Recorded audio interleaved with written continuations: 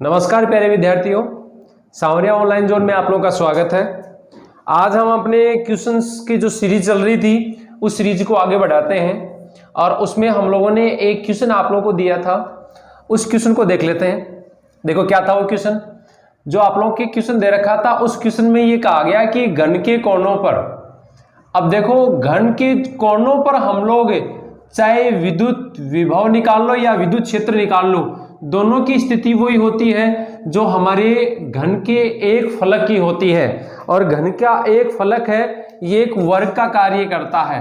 तो वर्ग के केंद्र पर हम लोग बात करते हैं, वर्ग के केंद्र पर चाहे विद्युत विभव हो चाहे आप लोगों के विद्युत क्षेत्र हो, जो वर्ग के केंद्र पर होगा वही इस घन के केंद्र पर होगा।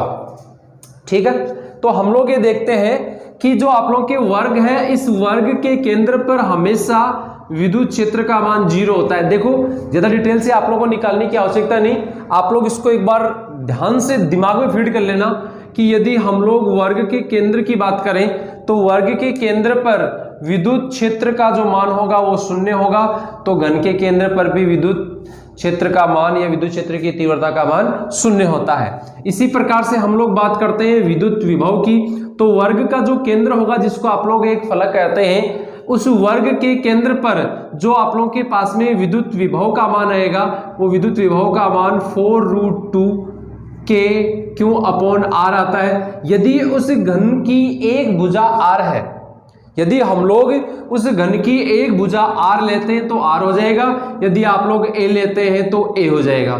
ठीक है, यही स्थिति आप लोगों के लिए घन के लिए बनती है। तो बिल्कुल इजी क्वेश्चन है। आप लोगों के वैसे क्वेश्चन पूछा जाए तो मोस्टली आप लोग के विद्युत क्षेत्र ही पूछा जाता है, विद्युत विभव तो बहुत ही कम पूछा जाता है क्योंकि बहुत ज्यादा डीपली हो जाता है फिर, और अपने सिलेबस में इतना डीपली नहीं होता। ये अपने नीट और आईआईटी लेवल का क्वेश्चन है जो बहुत हाई लेवल का है। इसमें आप लोगों के जो विद्युत क्षेत्र की तीव्रता है, विद्युत क्षेत्र की तीव्रता के बारे में ही ज्यादा पूछा जाता है। तो ज्यादा आप लोगों को डीपली नहीं देखना, आप लोगों के अभी समय इतना ही है कि आप लोग एक बार सरसरी दृष्टि से इन चीजों को देख लो, रट लो, इनको दिमाग में फीड कर लो कि हम लोग वर्ग के केंद्र की बात करें या घन के केंद्र की बात करें तो ए का मान क्या होता है, 0 होता है। तो ये क्वेश्चन आप लोगों के इस प्रकार से था जो मैंने आप लोगों के घर पे करने के लिए दिया था। चलो अगला क्वेश्चन करते हैं।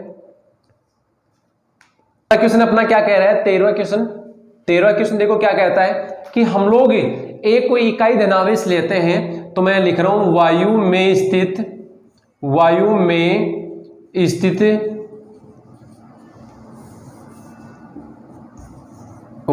स्थित इकाई धनावेश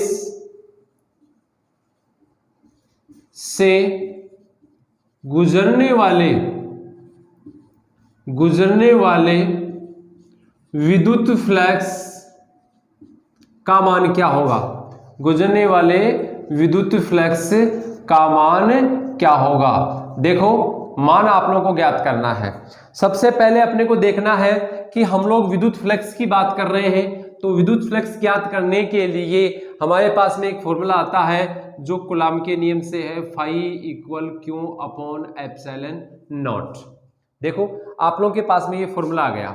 हम लोग ये देख रहे हैं कि जो आवेश का मान है वो आवेश का मान कितना दे रखा है, इकाई धनावेश दे रखा है, तो मैं यहां मान सकता हूं +1 कूलॉम। कितना हो जाएगा इसका मान, +1 कूलॉम। तो यहां हम लोग देखेंगे कि ये मान क्या हो गया, phi = 1/ε0। हम लोग इसको इस प्रकार से भी लिख सकते हैं, phi = ε0 का इनवर्स। तो ये स्थिति आप लोग देख रहे हैं कि इसका जो आंसर होगा वो क्या होगा, ε0 का इनवर्स, या बोल सकते हैं 1/ε0। तो इस प्रकार से आप लोगों के पास में आंसर हो गया ε0 इनवर्स। तो ये आप लोगों के पास में एक छोटा सा क्वेश्चन था। ठीक है, चलो क्वेश्चन नंबर 14 क्या कह रहा है, दो आवेश है, दो हमारे पास में आवेश दे रखे हैं, तो दो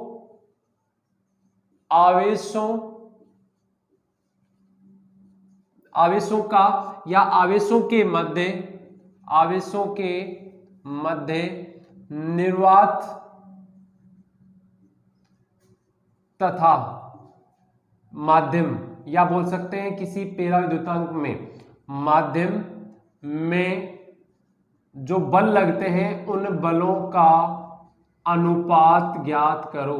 तो तो इन बलों का अनुपात क्या होगा। सबसे पहली चीज अपने पास में क्या है, देखो यदि ऐसा क्वेश्चन आ जाए तो आप लोगों को दिमाग में फीड कर लेना है कि आप लोगों के पास में मान क्या होगा, एप्सिलॉन आर।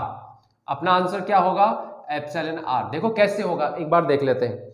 अपने पास में यदि हम लोग सबसे पहले बात करें निर्वात की, तो निर्वात के लिए क्या हो जाएगा, एफ इक्वल, एफ नोट ले लो उसको, एफ इक्वल के क्यू अपॉन ये Q1 Q2 upon are square. मैं इसको ऐसे भी लिख सकता हूं, F naught equal 1 upon 4 pi epsilon naught Q1 Q2 upon are square.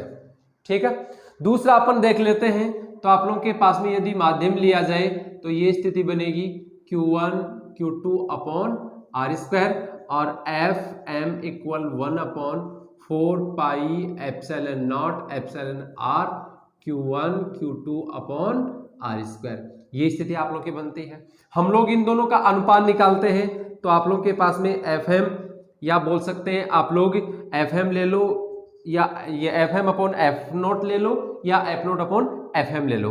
तो देखो आप लोगों के पास में क्या हो जाएगा, ये वाला मान हो जाएगा 4 pi epsilon naught epsilon are Q1 Q2 upon are square, और ये हो गया 1 upon 4 pi epsilon naught Q1 Q2 upon are square. ठीक है, तो देखो जो चीजें कटती हैं उनको काट दो। आप लोगों के पास में क्या आ जाएगा, F M upon F naught equal 1 upon epsilon r. क्या कह रहा है, निर्वात तथा माध्यम, तो मैं अंश को हर में और हर को अंश में बदलूंगा तो एप्सिलॉन आर आ जाएगा।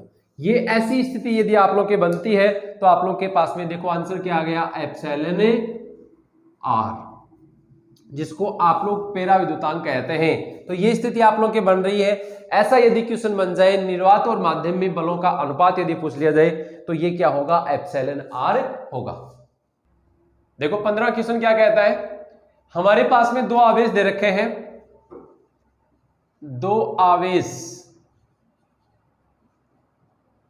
एक Q1 है और एक Q2 है। ठीक है, दो आवेश आप लोगों को दे रखे हैं। तो देखो क्वेश्चन क्या बनेगा, क्वेश्चन ये कह रहा है कि यदि Q1 Q2 ग्रेटर देन 0, यदि ये आप लोगों के पास में एक रिलेशन दे रखा है Q1 Q2 ग्रेटर देन 0, तो ये पूछ रहा है यदि ये पोजीशन है तो इन आवेशों के मध्य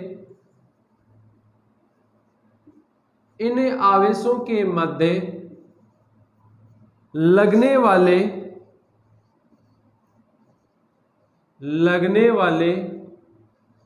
बल की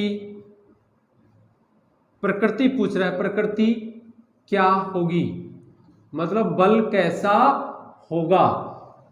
बल आप लोगों के पास में आकर्षण का होगा या प्रतिकर्षण का होगा, इसकी प्रकृति क्या होगी। देखो सबसे पहली बात हम लोग ये देख रहे हैं, ये देखो यहां पे एक संबंध दे रखा है आप लोगों के ग्रेटर देन, इसका मतलब जो भी मान आप लोग के Q1 और Q2 दोनों को गुणा करने पर आएगा वो मान हमेशा 1 से बड़ा होगा। 1 से बड़ा होने का मतलब इन दोनों का जो गुणनफल है, Q1 और Q2 का जो गुणनफल है वो क्या होगा, पॉजिटिव होगा। सिंपल सी बात है, क्या होगा, पॉजिटिव। और ये पॉजिटिव कब आ सकता है, जब या तो दोनों आवेश पॉजिटिव हो।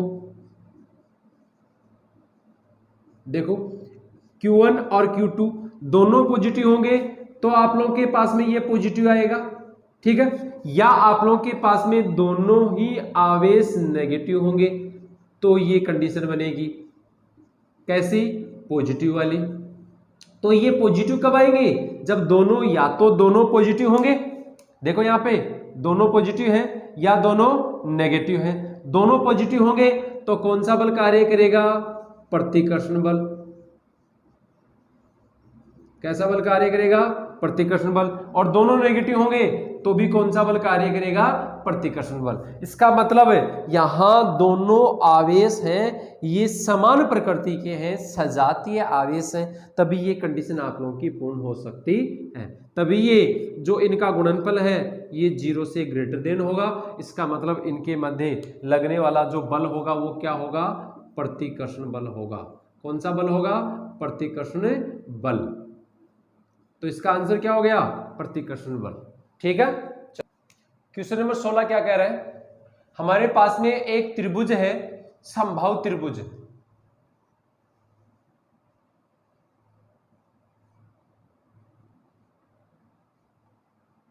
ABC। इस समबाहु त्रिभुज की भुजा दे रखी है आप लोगों को, भुजा A है, और A व B पर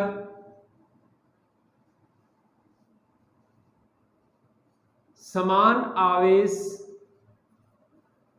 Q रखे हुए हैं, तो बिंदु C पर, या बोल सकते हैं कि इसका जो C कोना है, इस C पर विद्युत क्षेत्र की तीव्रता, विद्युत क्षेत्र की तीव्रता ज्ञात करो। देखो क्या कह रहा है ये, विद्युत क्षेत्र की तीव्रता ज्ञात करने के लिए सबसे पहले अपन देख रहे हैं, ये कंडीशन बन रही है आप लोगों के। मैं यहां इसको ले लेता हूं A, इसको B, यहां पर Q आवेश है और यहां पर भी क्या है? Q आवेश है। ये भुजा A, ये भुजा A और ये भुजा भी A। यहां C पे आप लोग ज्ञात करना है, तो सबसे पहले इसे प्लस Q आवेश के कारण यहां C पे ज्ञात कर लेते हैं, जिसको मैं नाम दे देता हूं यहां पे EA। क्या हो जाएगा? KQ/A। ठीक है। फिर ये वाला ज्ञात कर लेते हैं, तो ये हो गया EB, ये भी क्या हो गया? KQ/B। आप लोगों के पास में कुल ज्ञात करेंगे, या बोल सकते हैं आप लोग परिणामी विद्युत क्षेत्र ज्ञात करते हैं, तो आप लोगों के पास में, तो अपने पास में क्या हो जाएगा? EA KQ/R² होता है। यहां R की जगह क्या आ रहा है? देखो A आ रहा है यहाँ पे, तो यहां क्या हो जाएगा आप लोगों के पास में? KQ/A²। फिर EB बराबर क्या हो जाएगा? KQ/A²। सेम होगा, दोनों सेम होंगे, तो आप लोगों के पास में परिणामी मान क्या हो जाएगा? EA प्लस EB, तो ये हो गया E=, सिंपल सा सीधा सा लिख रहा हूं मैं, A²। तो ये आप लोगों के पास में हो गया, किस बिंदु पर? C बिंदु पर परिणामी विद्युत क्षेत्र का मान अपन ज्ञात कर लेते हैं। तो इस प्रकार से आप लोगों के पास में विद्युत क्षेत्र की तीव्रता का मान आ जाता है। सिंपल सा क्वेश्चन था ये तो आप लोगों के। ठीक है। देखो 17वां क्वेश्चन क्या कह रहा है अपने। 17वां क्वेश्चन ये कहता है कि हम लोग एक विद्युत क्षेत्र लेते हैं और उस विद्युत क्षेत्र में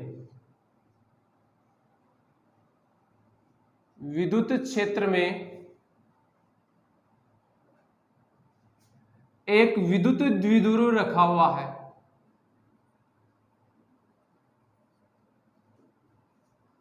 विद्युत क्षेत्र में विद्युत द्विध्रुव रखा है, तो इस विद्युत द्विध्रुव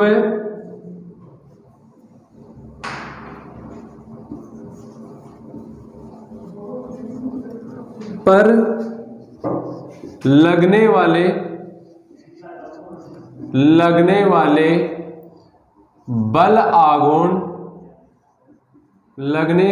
बल आघूर्ण का मान अधिकतम होने के लिए आवश्यक शर्त क्या है? बोलो ना यार, आवश्यक शर्त क्या है? सिंपल सा बात है आप लोगों के। देखो ये जो आप लोगों की स्थिति बन रही है, इसमें ये देखना है कि यहां जो अधिकतम मान ज्ञात करना है, तो इसके लिए बल आघूर्ण टो बराबर क्या होगा? PE sin theta. इस क्वेश्चन को ऐसे भी बोला जा सकता है कि यहां आप लोगों के पास में P वेक्टर व E वेक्टर के मध्य का कोण क्या होगा? ठीक है। यहां आप लोगों के पास में देखो ये फॉर्मूला प्राप्त होता है। आप लोगों को पता है बल आघूर्ण के लिए ये देखो P है, इस P को आप लोग कहते हैं विद्युत द्विध्रुव आघूर्ण। P क्या है यहां पे? विद्युत द्विध्रुव आघूर्ण। और विद्युत द्विध्रुव आघूर्ण जो है P, इस विद्युत द्विध्रुव आघूर्ण की जो दिशा होगी वो हमेशा नेगेटिव टू पॉजिटिव होती है। ध्यान रखना इस बात का, हमेशा एक ही अपनी भौतिक राशि ऐसी है विद्युत में जिसकी दिशा सदैव ऋणावेश से धनावेश की ओर होती है। इसके अलावा जितनी भी अपनी भौतिक राशियां हैं सबकी दिशाएं अपन धनावेश से ऋणावेश की ओर लेते हैं। ई यहाँ पर विद्युत क्षेत्र है, ई विद्युत क्षेत्र है और विद्युत क्षेत्र की दिशा पॉजिटिव टू नेगेटिव होती है। ठीक है, चलो अपन यहां देखते हैं कि इसका सदिश रूप देखेंगे तो इसका सदिश रूप क्या हो जाएगा, tau vector equal P vector cross E vector. ये जो आप लोग के पास में बल आघूर्ण होता है, जो बल आघूर्ण लगाया जाता है, यह बल आघूर्ण दो भौतिक राशियों पर निर्भर करता है। एक P पर निर्भर करता है जिसको विद्युत द्विध्रुव आघूर्ण कहते हैं, एक E पर निर्भर करता है जिसे विद्युत क्षेत्र कहा जाता है। दोनों सदिश राशियां हैं और इन दोनों सदिश राशियों के गुणा करने पर हमारे पास में एक सदिश राशि प्राप्त हो रही है, इसलिए यह गुणन कहलाता है सदिश गुणन। क्या कहलाता है ये, सदिश गुणन। और सदिश गुणन में क्या आता है, साइन थीटा आता है। ठीक है, अपने को यह ध्यान देना है कि इन दोनों के बीच में कितने डिग्री का कोण होना चाहिए कि टो का मान मैक्सिमम हो। इसके लिए अपन यहां देखते हैं दो स्थिति बनेगी आप लोगों के पास में, एक टो मिनिमम बनेगा और एक टो मैक्सिमम बनेगा। मतलब टो का मान एक तो न्यूनतम होगा और एक अधिकतम होगा। न्यूनतम होने के लिए तो इसका मान 0 होना चाहिए।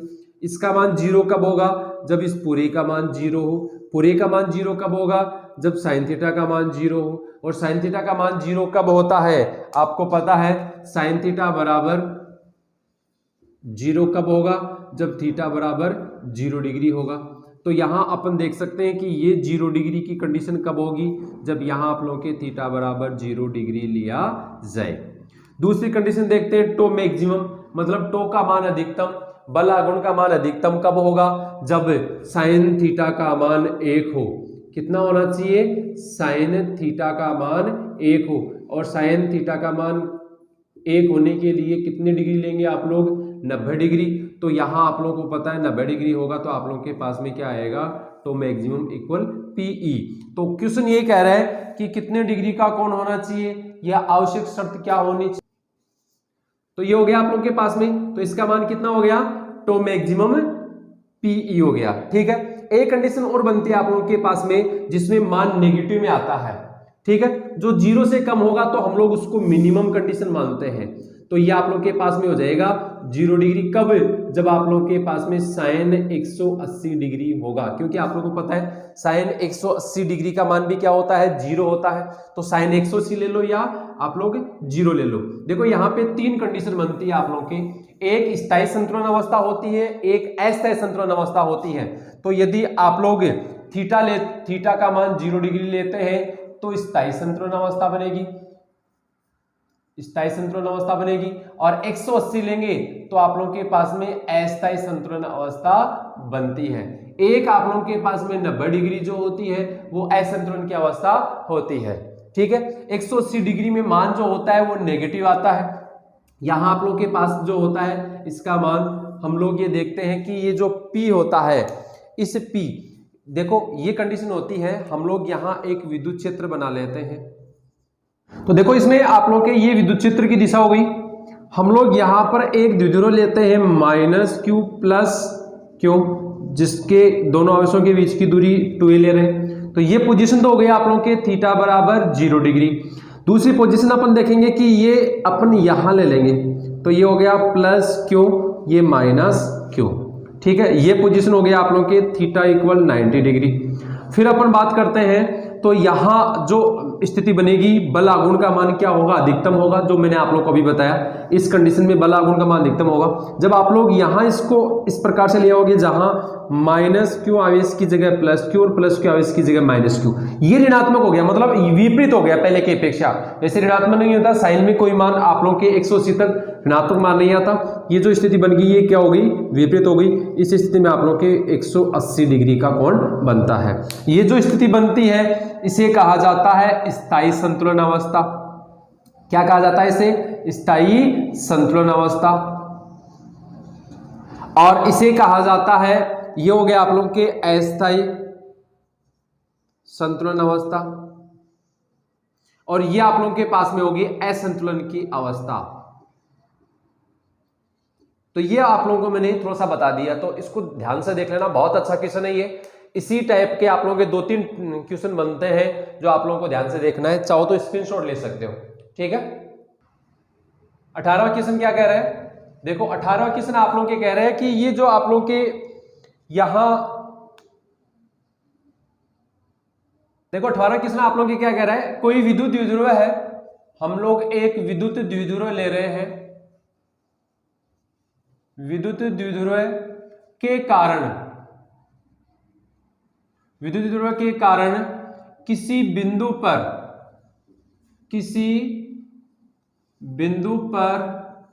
विद्युत क्षेत्र की तीव्रता का मान दूरी के साथ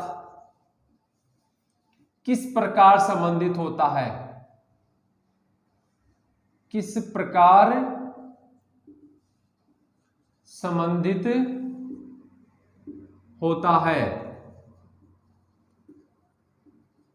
देखो ये आप लोगों की स्थिति बन गई। ये जो स्थिति बन रही है, इस स्थिति में आप लोगों को ध्यान देना है। सबसे पहले तो विद्युत द्विध्रुव की अपन बात कर रहे हैं। यदि आप लोग कोई विद्युत द्विध्रुव ले रहे हैं, जैसे -Q +Q, एक विद्युत द्विध्रुव ले लिया, जहां ये अपन देख रहे हैं कि दोनों विद्युत द्विध्रुव के दोनों आवेशों को मिलाने वाली जो रेखा होती है उसे कहा जाता है एक्स रेखा। क्या कहा जाता है? एक्स रेखा। और इन दोनों आवेशों को मिलाने वाली रेखा पर दोनों आवेशों के मध्य में जो मध्य बिंदु होता है उसे इसका मध्य बिंदु कहा जाता है। और इस मध्य बिंदु से इस एक्स के लंबवत गुजरने वाली जो रेखा होगी उस रेखा को कहा जाता है निरक्ष रेखा। और ये जो एक्स रेखा और जो निरक्ष रेखा होती है ये परस्पर एक दूसरे के लंबवत होती है। ध्यान आप लोग को ये देना है कि ये जो विद्युत द्विध्रुव है, इस विद्युत द्विध्रुव की एक्स रेखा पर जो बिंदु होगा वो उस बिंदु पर, फिर से रिपीट कर रहा हूं, दोनों आवेशों को मिलाने वाली जो रेखा है जिसको आप लोग एक्स रेखा कहते हैं, इस एक्स रेखा पर किसी बिंदु पर यदि विद्युत क्षेत्र का मान ज्ञात करते हैं तो वो तो आप लोगों के पास में आता है ई एक्सीय स्थिति में। तो मैं यहां लिख सकता हूं ई एक्स में मान क्या आएगा आप लोगों के K2P/r³। इसको इस प्रकार से भी लिखा जा सकता है 1/4πε0 2P/r³। दूसरी पोजीशन बनती है जो निरक्ष पर होगी, तो निरक्ष पर क्या बनता है? निरक्ष पर बनेगा आप लोगों के पास में ई निरक्ष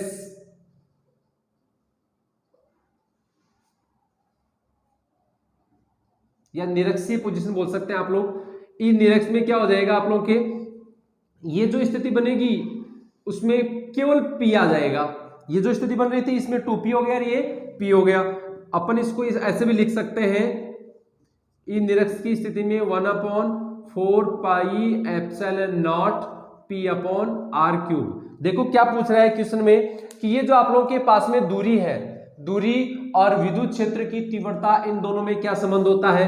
तो विद्युत क्षेत्र में ले रहा हूं ई, चाहे एक्स हो या निरक्ष हो, ये प्रोपोर्शनल होता है r⁻³ के समानुपाती होता है। तो ये कंडीशन आप लोगों के बन गई। तो एक्स रेखा हो चाहे निरक्ष रेखा हो, दोनों के लिए जो दूरी होती है, दूरी का क्यूब जो होता है ये इस विद्युत क्षेत्र के व्युत्क्रमानुपाती होता है। ठीक है, चलो देखो अगला क्वेश्चन 19वां क्या कह रहा है।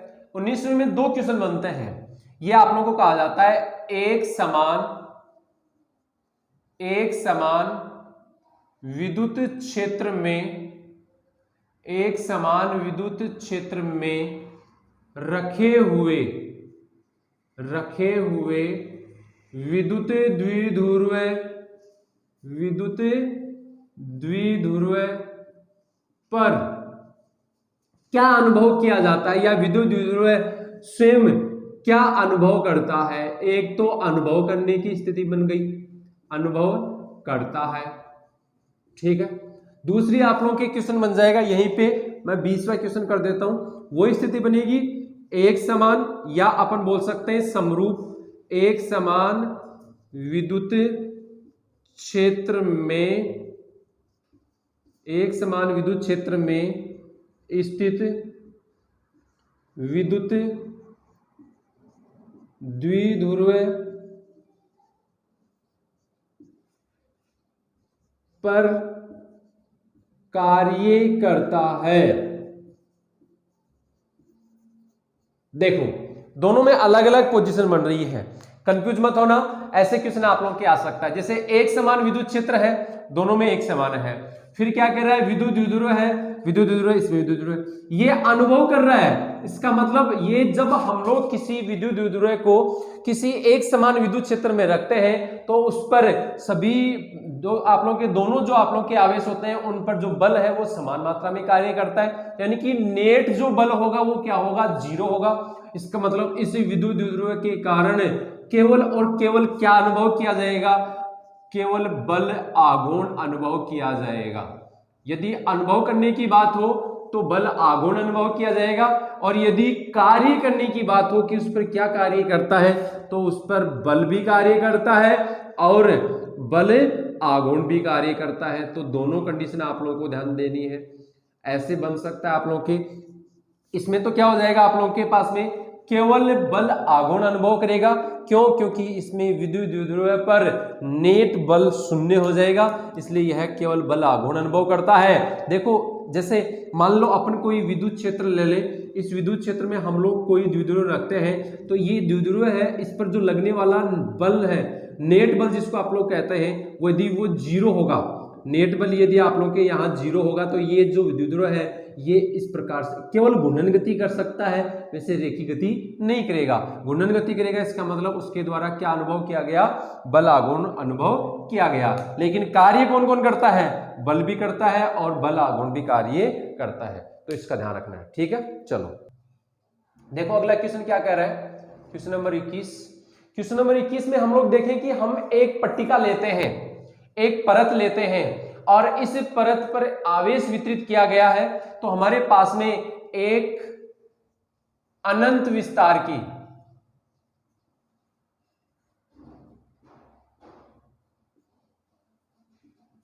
आवेशित परत है,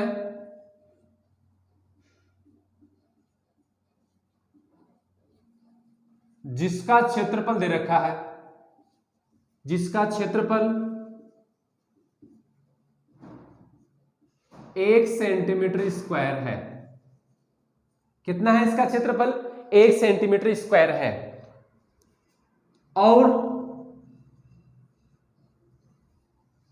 इस परत पर 17.70 माइक्रोकूलम आवेश स्थित है। तो इस परत के पास वायु में विद्युत क्षेत्र का मान ज्ञात कीजिए। देखो सबसे पहली चीज यही है कि हम लोग यहां पर परत ले रहे हैं और वो आवेशित परत है। देखो यहां पे एक आवेशित परत है, इस आवेशित परत का आप लोगों को क्षेत्रफल दे रखा है। तो सबसे पहले अपने को वो चीज नोट करनी है जो आप लोगों को दे रखी है। हमारे पास में परत का क्षेत्रफल दे रखा है 1 सेंटीमीटर स्क्वायर, और हम लोगों ने ये पढ़ा है कि यदि कहीं पर भी हम लोग यदि किसी भी फॉर्मूले में वैल्यू रखते हैं, मान रखते हैं, तो वो एमकेएस पद्धति में होनी चाहिए। तो इसका मान हम लोग एमकेएस पद्धति में निकालेंगे। 1 सेंटीमीटर स्क्वायर को आप लोग यदि मीटर में बदलना चाहते हैं तो 10 की पावर -2 होगा, लेकिन इसके लगा हुआ है स्क्वायर, तो ये हो गया आप लोगों के पास में मीटर स्क्वायर। अपन इसको सोल्व करेंगे तो आप लोगों के पास में देखो क्या आएगा, आप लोगों के पास में 10 की पावर -4 मीटर स्क्वायर हो गया। तो ये हो गया आप लोगों के क्षेत्रफल। दूसरा क्या कह रहा है, आवेश का मान दे रखा है, क्यों दे रखा है, कितना है 17.70 माइक्रोकूलम। आप लोगों को पता है माइक्रो क्या है, इसको आप लोग पूर्व लग्न के रूप में पढ़ते हैं तो इसका मान आप लोग के क्या हो जाएगा 17.70 इंटू 10⁻⁻6 कूलाम। तो आप लोग के दो वैल्यू दे रखी है, एक क्षेत्रफल दे रखा है, ठीक है, एक आप लोग के आवेश दे रखा है। क्या पूछ रहा है? विद्युत क्षेत्र पूछ रहा है, या विद्युत क्षेत्र की तीव्रता आप लोग बोल सकते हो। विद्युत क्षेत्र पूछ रहा है तो परत के लिए विद्युत क्षेत्र का मान आप लोग के पास में होता है σ/2 एप्सिलॉन नॉट, ठीक है। क्या होता है? E equal σ/2 epsilon naught. लेकिन समस्या ये होगी, आप लोग के पास में यहाँ आवेश दे रखा है, यहाँ कहीं पर भी आवेश नहीं है। यहाँ आप लोग के क्षेत्रफल दे रखा है, यहाँ कहीं पर भी क्षेत्रफल नहीं है। हमारे पास में एप्सिलॉन नॉट है जो एक कांस्टेंट वैल्यू है। एप्सिलॉन नॉट की वैल्यू कितनी होती है आप लोगों को पता होना चाहिए। एप्सिलॉन नॉट की वैल्यू होती है 8.85 इंटू 10⁻⁻12। ये आप लोग के पास में हो गया कूलाम स्क्वायर पर न्यूटन इंटू मीटर स्क्वायर, ठीक है। तो ये आप लोग की स्थिति बन गई। ये एक कांस्टेंट वैल्यू होगी, लेकिन सिग्मा क्या है अपने को पता होना चाहिए। सिग्मा क्या है? सिग्मा आप लोग के पृष्ठीय आवेश घनत्व है। पृष्ठीय आवेश घनत्व क्या है? ये पृष्ठीय आवेश घनत्व है। देखो एक चीज का आप लोगों को ध्यान देना है, सिग्मा जो पृष्ठीय आवेश घनत्व है, तो हमारे पास में देखो घनत्व से संबंधित आवेश घनत्व से संबंधित तीन चीजें आप लोगों के पास में आई थी। एक, यदि हम लोग किसी रेखा पर, यदि किसी तार पर या रेखिक वस्तु पर कोई आवेश वितरित करते हैं तो उसे कहा जाता है रेखिक आवेश वितरण। क्या कहते हैं उसे? रेखिक आवेश वितरण। और उस रेखिक आवेश वितरण करने के पश्चात उस जो आप लोगों के पास में जो रेखिक चालक है या रेखिक वस्तु है या कोई तार है, उस पर हम लोग समान रूप से आवेश वितरित करते हैं। वैसे आवेश होता तो विविध है, सतत नहीं होता, लेकिन हम लोग यहाँ एक बार सतत मानते हुए सतत रूप से आवेश वितरित करते हैं। तो आवेश वितरित करते हैं तो उस चालक की एकांक लंबाई पर जो आवेश का मान होगा वो कहलाता है रेखिक आवेश घनत्व। इसे सिग्मा के ये लेम्डा के द्वारा प्रदर्शित किया जाता है, ठीक है। दूसरी अपन बात करते हैं तो देखो इसका मात्रक भी साथ में देख लें अपन। इसका मात्रक देखो कूलाम हो गया और ये हो गया लंबाई तो मीटर, ठीक है। मोस्ट चीजें ये रिपीट कर रहा हूं, ध्यान दे लेना, ये आप लोग कैसी चीजें प्रत्येक क्वेश्चन में नहीं मिलेगी। दूसरा क्वेश्चन आप लोग, दूसरा ही क्या है इसमें पॉइंट है आप लोगों के पृष्ठीय आवेश घनत्व, जो आप लोगों ने देखा यहाँ पे पृष्ठीय आवेश घनत्व के रूप में आप लोगों ने सिग्मा लिया है। तो यदि हम लोग किसी चालक या किसी वस्तु या पिंड के पृष्ठ पर सतत रूप से आवेश वितरित करते हैं, एक समान रूप से आवेश वितरित करते हैं, तो उस चालक की सतह पर जो आवेश वितरित किया जाता है उसे पृष्ठीय आवेश वितरण या क्षेत्रीय आवेश वितरण कहा जाता है। और उस पृष्ठ के एकांक क्षेत्रफल पर जो आवेश पाया जाता है उसे पृष्ठीय आवेश घनत्व कहा जाता है। इसे S के द्वारा भी प्रदर्शित कर सकते हैं या हम लोग इसे A के द्वारा भी प्रदर्शित कर सकते हैं। इसे सिग्मा के द्वारा रिप्रेजेंट करते हैं। इसका मात्रक क्या हो जाएगा? इसका मात्रक आप लोग क्या हो जाएगा? कूलाम पर मीटर स्क्वायर, ठीक है। और इसका क्या था? कूलाम पर मीटर, ठीक है। अलग अलग कलर में आप लोगों को ऐसे हाईलाइट होता रहेगा। अपन बात करते हैं तीसरे की। तीसरा आप लोगों के पास में है, यदि किसी चालक के आयतन में समान रूप से सतत रूप से आवेश वितरित किया जाता है तो उसे आयतनिक आवेश वितरण कहा जाता है। और जब उस चालक के एकांक आयतन में हम लोग आवेश की मात्रा देखते हैं तो उसे कहा जाता है आयतनिक आवेश घनत्व, उसे रो के द्वारा प्रदर्शित करते हैं। ये सिग्मा अपॉन वी हो गया। इसका भी यदि अपन मात्रक देखेंगे तो इसका मात्रक देखो कूलाम हो गया और इसका मात्रक हो गया मीटर क्यूब। इस प्रकार से आप लोग के पास में सिग्मा आ गया। ये आप लोग के रेखिक आवेश घनत्व है, पृष्ठीय आवेश घनत्व है, आयतनिक आवेश घनत्व है। यहां पर देखो सिग्मा क्या आया? पृष्ठीय आवेश घनत्व आ रहा है, ठीक है। पृष्ठीय आवेश घनत्व के लिए क्या आया आप लोगों के? Q upon A। तो मैं यहां ले रहा हूं सिग्मा बराबर Q अपॉन A। बोलो हो गया कि नहीं? अब देखो आप लोगों के, यदि मैं ये वाला मान यहां पुट करता हूं तो क्या हो जाएगा देखना, E इक्वल, ये आप लोगों के पास में हो गया Q upon 2 epsilon not A। अब अपन मान रख सकते हैं यहाँ पे, देखो मान रखेंगे तो क्या होगा? A का मान क्या दे रखा है आप लोगों के? क्यू का मान क्या दे रखा है वो वाले मान यहां रख लेते हैं। ये हो गया 17.70 इंटू 10 की पावर -6 बटा 2। ये हो गया। इसका मान आप लोगों को मैंने यहां लिखवाया, कितना होता है इसका मान 8.85 इंटू 10 की पावर -12। तो ये हो गया 8.85 इंटू 10 की पावर -12। एक क्षेत्रफल है जिसका मान आप लोग के दे रखा है यहाँ पे कितना होता है 10 की पावर -4 ले रखा है, आप लोगों को यहाँ क्वेश्चन में दे रखा है। तो अपन इसको सोल्व करेंगे तो देखो इन दोनों को मल्टीप्लाई करते हैं तो आप लोगों के पास में ये वाला वैल्यू आता है, तो ये वैल्यू तो गए। ठीक है, अपन इसको एक जगह कर लेंगे तो ये कितना हो जाएगा 10 की पावर -16 ऊपर लेके जाएंगे तो 10 की पावर ई बराबर 10 की पावर 10। अब ये क्या हो जाएगा आप लोगों के पास में न्यूटन पर कूलम। एक तरीका तो ये है, आप लोग इस प्रकार से ज्ञात कर सकते हो। एक तरीका ये है कि आप लोग यहां पर भी डायरेक्ट ज्ञात कर सकते हो, यहां डायरेक्ट करके भी देख लेते हैं एक बार। इसका मान आप लोग रखेंगे आवेश का मान तो 17.70 इंटू 10 की पावर -6 और ये आप लोगों के पास में आ गया क्षेत्रफल का मान 10 की पावर -4। इसको ऊपर लेके जाएंगे तो ये 17.70 इंटू 10 की पावर -2। अब इसका मात्रक लेंगे तो कूलम पर मीटर स्क्वायर। ठीक है, एक तरीका ये हो गया। अब इस सिग्मा का मान अपन यहां पर रख देंगे और यहां पर रख के भी निकाल सकते हैं। देखो मैं रख के हल कर रहा हूं एक बार। 17.70 इंटू 10 की पावर -2 और ये हो गया 2, ये 8.85 ये दे रखा आप लोगों के 10 की पावर -12। इन दोनों के गुणा करने पर ये वाली वैल्यू आती है 10 की पावर -12 है, इसको ऊपर लेके जाएंगे तो 10 की पावर +12 हो जाएगी, -2 घट जाएगी तो 10 की पावर 10 न्यूटन पर कूलम। तो इस प्रकार से आप लोग के ऐसे भी मान आता है, तो ये वाला मान भी हो गया।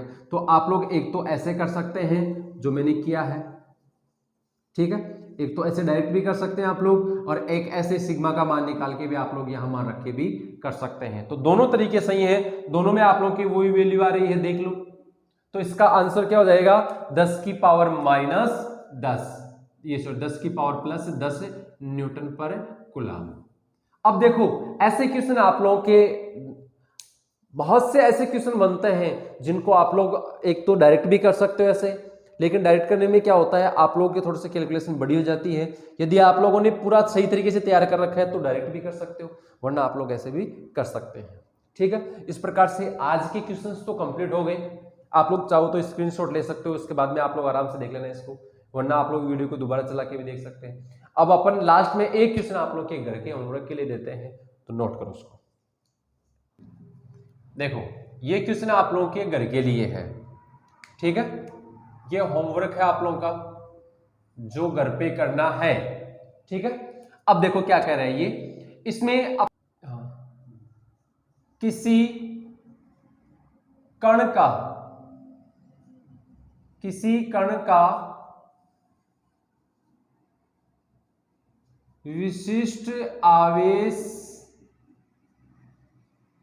क्या होता है, इसके लिए केवल आप लोगों को फॉर्मूला लिखना है।